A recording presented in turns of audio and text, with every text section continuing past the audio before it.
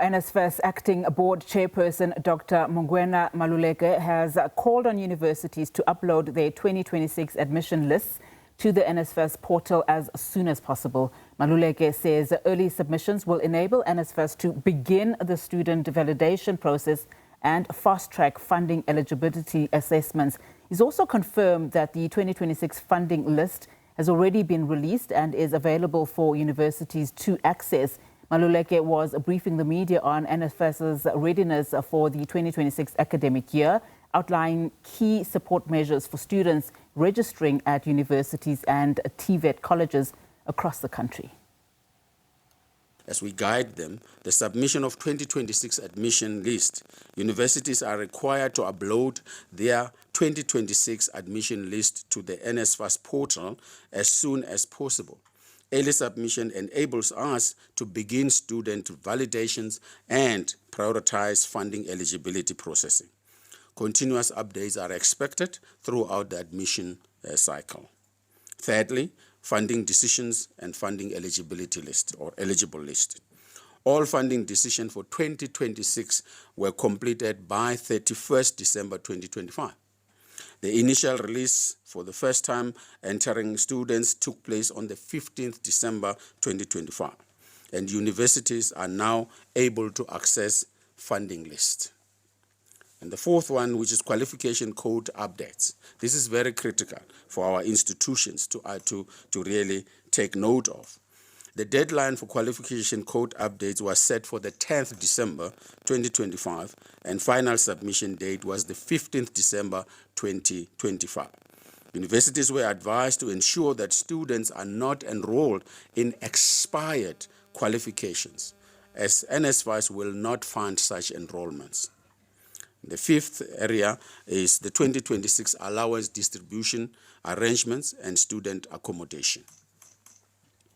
All right, for more on this, let's now speak to Neo Letswalo, Post-Doctorate Research Fellow for Digital Market and Platform at Southern Center for Inequality Studies. Neo, a very good afternoon to you. Not sure how much of that wide-scale presser held by NSFAS you followed, essentially announcing that the 2026 funding list has already been released and now systems have been put in place, or new systems rather have been put in place. Does early availability meaningfully reduce registration chaos or the bottlenecks that we see year in, year out? Thank you so much. I believe, the readiness will actually expedite the process to be more efficient for students, because year in, year out, you find that, especially if they would prioritize first-year students, year in, year out, you find that accepted students are unable to afford to pay registration. Therefore, now they need to wait for NSFAS.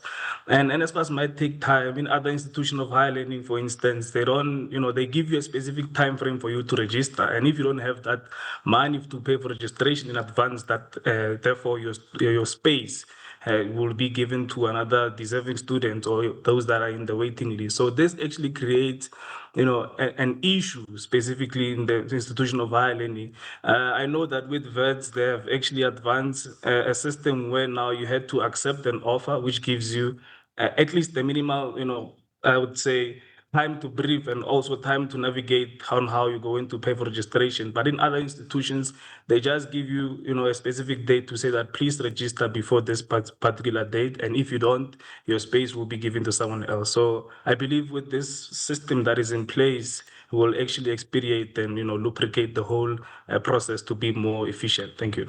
And I want us to expand on that so that we can then see the difference with these new systems. I mean, from a systems design point of view, oftentimes validation and how eligible assessments are done historically, these have broken down. So from your perspective and your point of view, how well do you think this will then be run, and where should we be looking at the improvements, so to speak, especially this year? I think the most important will be the interoperability of the system. So, for instance, as you would know, we need to get the number of students that are accepted within the institution of higher learning. And also NSFAS must also know that, okay, these students are accepted in specific universities that they would like to enroll in, and so that they can pay the registration. So the system, I think, if they were to advance the way in which, when you apply and you get acceptance, by virtue of typing your ID, you are able to check your status and all that. I believe that can be done in terms of registration. However, the issue would be that if students have applied in various universities and they get accepted to, across all these various universities, then it becomes a problem. You won't be able to navigate. So as much as the system provides a hopeful, but there are also structural handicaps that perpetuate these particular situations to be more stagnant. Because students would apply for instance, maybe 25 or 26 universities, and they get accepted across all. So it becomes more, difficult to detect which university of choice the students wants to go to. But I believe that, with an important notification, it will be, facilitated. So I think if they were to strengthen the interoperability for efficiency, that would be more of, I think, innovative and also responsive to the challenges. And I'd like to be, positive about it too, but notwithstanding, those innovative, models that have been introduced, could there be a risk, though, of over-centralizing this critical system? I mean, as we've been saying, NSFAS saying that it's upgrading its portal, so it will allow applications, it will allow tracking, accommodation, acceptance, and even maintenance reporting on this one platform. I think, since it won't be centralized per se, because it will be used by both NSFAS and Institution of Higher Learning. So I believe, there's a decentralization organ. Also, universities can provide such information, because in terms of acceptance, NSFAS doesn't know which students are accepted. So there's an element of input and data that the university must provide to inform NSFAS to make that tracking, that allocation more efficiently. So I believe that it mustn't be a centralized institution. If it's centralized or solely owned by NSFAS, then the data must be provided by universities in terms of their acceptance, in terms of registration required for specific students, and it's simple. It's just a matter of student number or ID in that matter. Yeah. I want to go back to another pointer that we were meant to speak about, and that's looking at rising costs at our institutions. From a research perspective, what are some of the main drivers, do you think, behind the rising costs of tertiary education in South Africa? And which of these are structural, do you think? I think there's a myriad of issues that accelerate the exorbitance of higher institution. But I believe more instantly is that, as you would know, we have government constraints in terms of its expenditure and allocations.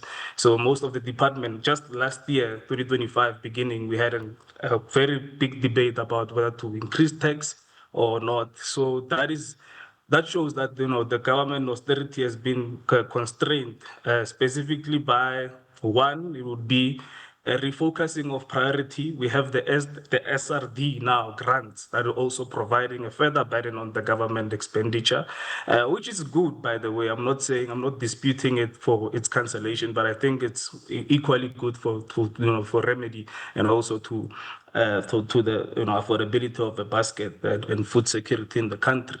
Another issue would be, I think I've also mentioned that it will be the lack of economic growth.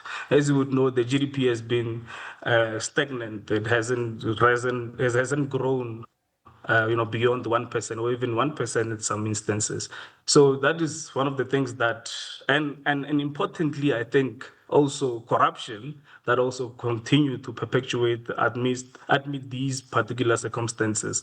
So you find that there's a whole lot of money and capital that is being looted within state-owned, public-owned institutions, and that is one of the structural impediments that might contribute towards the rising of fees precisely. And universities are also now trying to look abroad, or rather trying to raise funds abroad to fund some of the operational issues such as research, infrastructural, but it hasn't been much, as you would know. As you would look precisely during the 2000, the government was providing about 40%, and now that amount has been decreasing in terms of subsidy. And those are the elements on why or how the subsidies has actually been cut or reduced over the years. So, yeah, one of the indicators would be,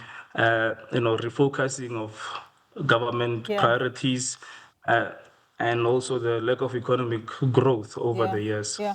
And now, just finally, as we wrap up, I mean, did you get a sense of comfort having listened to what was said, particularly by the acting board chair, in terms of just how they are implementing this transitional framework, which is also aimed at transparency, which is important because it then says that it is more student-focused in terms of its approach? Well, a lot has been said, and I'm very optimal about what has been said, but I'm focusing on what is to be done then. As you would know, such deliberations can be uttered every now and then, but when coming to the operationalization of the intentions that the NSFAS have, I believe that's where we'll be able to gauge them, because we can't gauge them based on what they are currently intending to do, but we want to ensure, or rather, judge them based on what they have done to eradicate some of the fundamental issues that have been happening for years, by the way. It's not something that has been, So I'm not interested in what they are saying, but I'm actually interested in what they are doing. But based on what they are saying, there's so much hope. I believe that, there would be more efficiency that we will see in terms of, the enrollment, and also, the acceptance, and also cutting the issue on registration. So I believe that we'll see how this turns out, but fundamentally, I'm very hopeful that it works. Yeah, I mean, time will tell, and fundamentally behind every word that is uttered are desperate students. But Neo, thank you so much for your time. Neo Letswalo is a Post-Doctorate Research Fellow for Digital Market and Platform at Southern Centre for Inequality Studies.